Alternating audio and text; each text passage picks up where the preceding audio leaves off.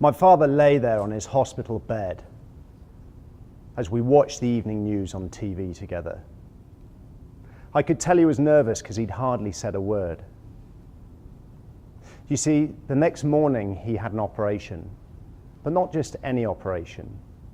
He was going to have his leg amputated. Now, if you're diabetic, that's serious. But if you also have a heart condition, it's life-threatening. He knew the operation was a risk, and so did I. Eventually, the news finished. He turned off the TV, and he held out his hand. It was time for me to go.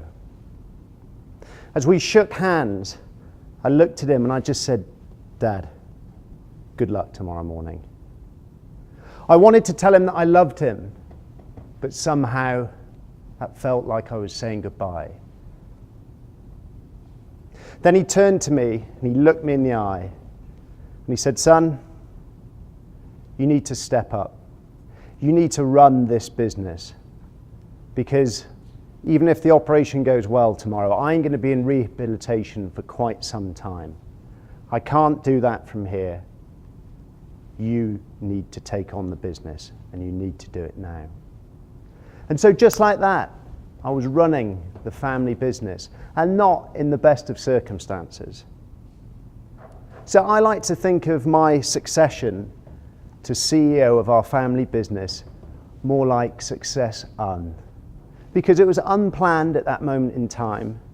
I was certainly unprepared and at least 10 years too young for the role that I now found myself in.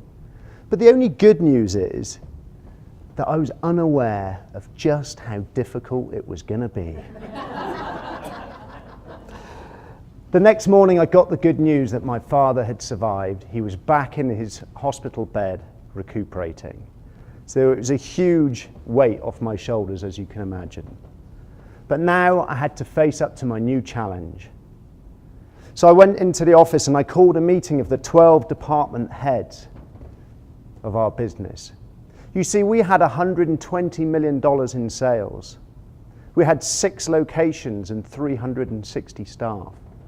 And I was now running the show. As people started filtering into the boardroom around the big wooden table, I started checking off mentally what I thought about them. And I realized something.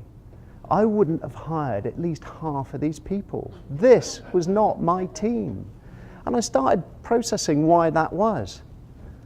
Entitled, lazy, bad attitude. Mike, Mike's a pretty good guy. In fact, Mike's a really good guy. I got through the meeting as quickly as I could, and at the end, I took Mike to one side. I invited him to join me for a nice pint of beer after work. We met at a local pub and we talked about sport and we talked about family. And then I said, "Mike, I've seen the way you work with your staff. I know that they not only respect you, but they like you. And it's not by accident that your department's the only one that's making profit month after month. I think you could run this business." "What? Run the whole business? But I can't do that. You're the owner. I don't know anything about sales." "Mike, it really doesn't matter whose name's above the door.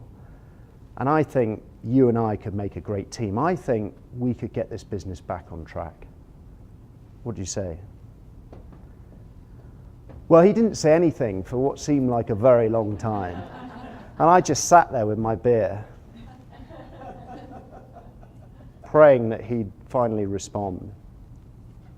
Eventually, he looked up and he said, "Richard, I won't let you down." Yes. I won't let you down. Never have I been so pleased to hear those few simple words. Because you see, now I had a right-hand man. Now I had an ally, and now the business had a chance to survive. Over the next 10 years, Mike and I worked very closely together. And largely because of him and his fantastic man management, we managed to turn the business around from a $3.5 million loss to a healthy profit. We sold that business in 2008. And the lesson that Mike taught me was that actually, as the owner and the leader of this business, you really don't need to have all the answers. What you need is to learn to ask better questions. Because if you surround yourself with great people and then you just get used to asking the right questions, you can achieve amazing results.